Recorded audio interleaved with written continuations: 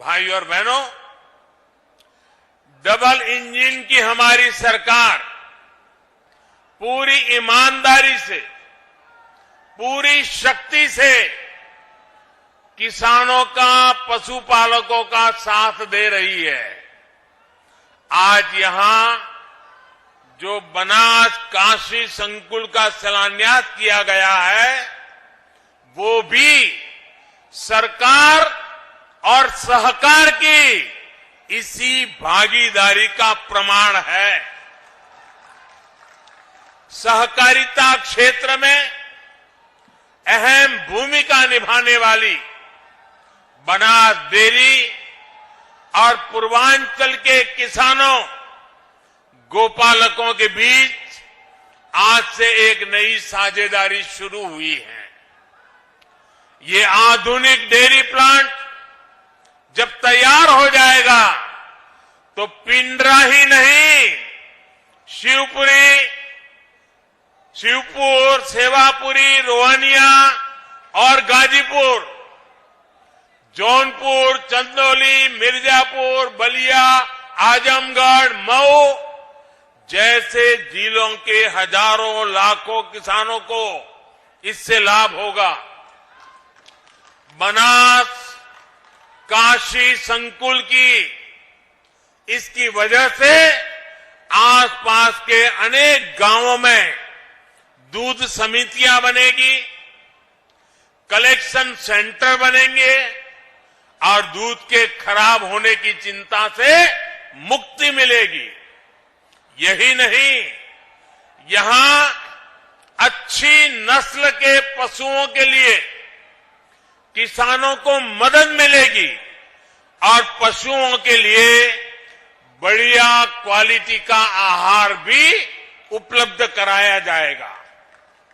दूध, दही, छाछ, मक्खन, पनीर के अलावा यहां आइसक्रीम और मिठाइयां भी बनेगी।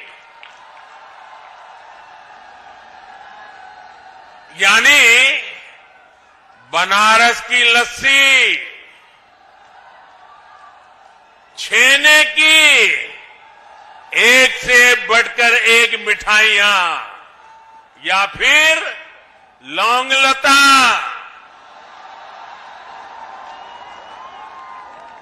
इन सब का स्वाद और बढ़ जाएगा। और वैसे अब तो मलइयों का मौसम भी आ ही गया है। एक प्रकार से बनास काशी संकुल बनारस के रस को और बढ़ा देगा। भाई और बहनों, आमतौर पर दूध की क्वालिटी की प्रामाणिकता को लेकर हमारे यहां बहुत उलझन रही है। दूध खरीदें तो कौन सा सुरक्षित है, इसकी पहचान सामान्य व्यक्ति के लिए मुश्किल होती है। प्रामाणिकता के लिए अलग अलग व्यवस्थाओं के कारण पशुपालकों, दुग्ध संघों सहित पूरे डेयरी सेक्टर को भी अनेक कठिनाइयों का सामना करना पड़ता है। अब देश भर के डेयरी सेक्टर के लिए इस चुनौती का, इसका समाधान किया गया है। आज भारतीय मानक ब्यूरो ने देश भर के लिए एकीकृत व्यवस्था जारी की है। सर्टिफिकेशन के लिए कामधेनु गाय की विशेषता वाला एकीकृत लोगो भी लॉन्च किया गया है। ये प्रमाण, ये लोगो दिखेगा तो शुद्धता की पहचान आसान होगी और भारत के दूध उत्पादकों की विश्वसनीयता भी बढ़ेगी। साथियों, आज देश की बहुत बड़ी जरूरत डेयरी सेक्टर से जुड़े पशुओं से जो अपशिष्ट निकलता है उसके सही इस्तेमाल का भी है। रामनगर के दूध प्लांट के पास बायोगैस से बिजली बनाने वाला प्लांट का निर्माण ऐसा ही एक बहुत बड़ा प्रयास है। यह अपनी तरह की ऐसी परियोजना है जिसमें डेयरी संयंत्र की सारी ऊर्जा जरूरतों को बायोगैस प्लांट से ही पूरा किया जाएगा। यानी किसान न केवल दूध से बल्कि गोबर की बिक्री से भी कमाई कर पाएंगे। आमतौर पर किसानों को गोबर की जो कीमत मिलती है उससे ज्यादा कीमत पर ये बायोगैस प्लांट किसानों से गोबर खरीदेगा।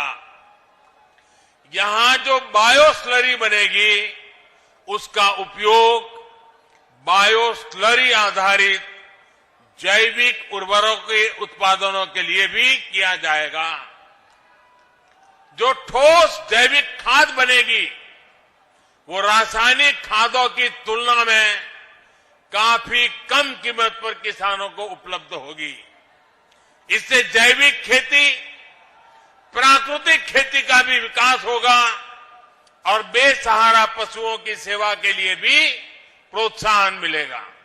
साथियों, एक समय था जब भारत में नेचुरल फार्मिंग, प्राकृतिक खेती और प्राकृतिक तरीके से खेती होती थी। प्राकृतिक खेती यानी खेती में कोई बाहरी मिलावट नहीं। जो खेत से मिल रहा है, खेती में जुड़े पशुओं से मिल रहा है, वही तत्व खेती को बढ़ाने के काम में आते थे। खाद हो, कीटनाशक हो, सब कुछ प्राकृतिक तरीके से ही बनते थे, इस्तेमाल होते थे। लेकिन समय के साथ प्राकृतिक खेती का दायरा सिमटता गया, उस पर केमिकल वाली खेती हावी होती गई। धरती मां के कायाकल्प के लिए, हमारी मिट्टी की सुरक्षा के लिए, आने वाली पीढ़ियों के भविष्य को सुरक्षित रखने के लिए अब हमें एक बार फिर प्राकृतिक खेती की तरफ मुड़ना ही होगा।